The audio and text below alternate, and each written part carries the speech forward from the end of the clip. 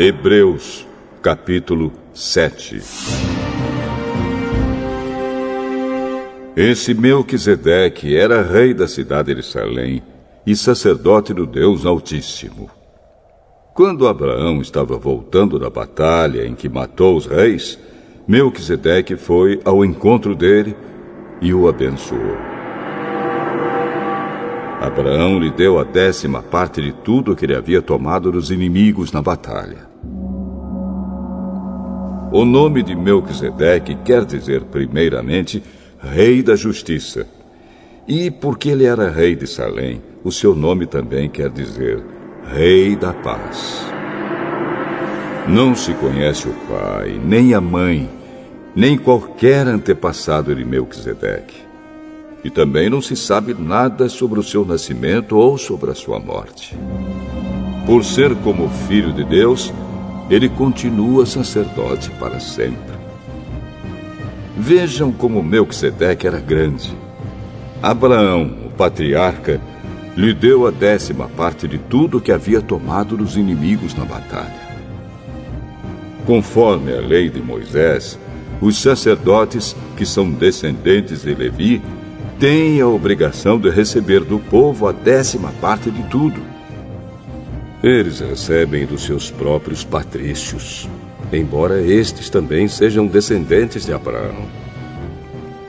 Melquisedeque não era descendente de Levi, mas recebeu a 10ª parte daquilo que Abraão havia tomado na batalha e o abençoou.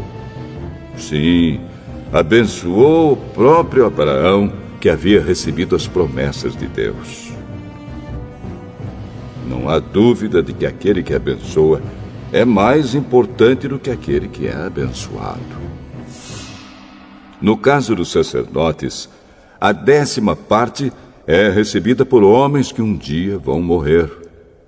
Mas, no caso de Melquisedeque, como dizem as Escrituras Sagradas, a 10ª parte foi recebida por alguém que continua vivo. Portanto, quando Abraão pagou a 10ª parte, Levi, cujos descendentes recebem a 10ª parte, também pagou. Pois Levi não tinha nascido e, por assim dizer, ainda estava no corpo do seu antepassado Abraão quando este se encontrou com Melquisedeque. A lei que o povo de Israel recebeu se baseava no sacerdócio dos levitas. Ora, se o trabalho dos sacerdotes levitas tivesse sido perfeito, não haveria necessidade de aparecer outro tipo de sacerdote da ordem do sacerdócio de Melquisedeque e não da ordem de Arão. Pois quando se muda o sacerdócio, a lei também precisa ser mudada. E o nosso Senhor Jesus, a respeito de quem são ditas essas coisas, pertencia a outra tribo. E nenhum membro dessa tribo jamais serviu como sacerdote. É sabido que, por nascimento, Jesus, o nosso Senhor, pertencia à tribo de Judá. E Moisés não disse nada dessa tribo quando falou a respeito de sacerdotes. E tudo isso se torna bem mais claro, pois surgiu um sacerdote diferente, parecido com Melquisedeque. Ele não foi feito sacerdote pelas leis ou regras humanas, porém se tornou sacerdote por meio do poder de uma vida que não tem fim. Porque as Escrituras Sagradas dizem: você será sacerdote para sempre, na ordem do sacerdócio de Melquisedeque. Assim a regra antiga foi anulada porque era fraca e inútil, pois a lei não podia aperfeiçoar nada. Mas agora, Deus nos deu uma esperança melhor, por meio da qual chegamos perto dele. Além disso, há o juramento de Deus. Não houve juramento quando os outros se tornaram sacerdotes. Porém, houve juramento quando Jesus se tornou sacerdote, pois Deus lhe disse: o Senhor jurou e não voltará atrás. Ele disse: Você será sacerdote para sempre. Portanto, essa diferença também faz com que Jesus seja a garantia de uma aliança melhor.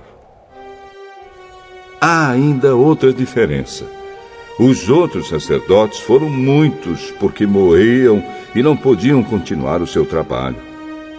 Mas Jesus vive para sempre e o seu sacerdócio não passa para ninguém. E por isso ele pode, hoje e sempre, salvar as pessoas que vão a Deus por meio dele, porque Jesus vive para sempre a fim de pedir a Deus em favor delas. Por isso Jesus é o grande sacerdote de que necessitamos. Ele é perfeito e não tem nenhum pecado ou falha. Ele foi separado dos pecadores e elevado acima dos céus. Ele não é como os outros grandes sacerdotes. Não precisa oferecer sacrifícios todos os dias, primeiro pelos seus próprios pecados e depois pelos pecados do povo. Ele ofereceu um sacrifício uma vez por todas, quando se ofereceu a si mesmo.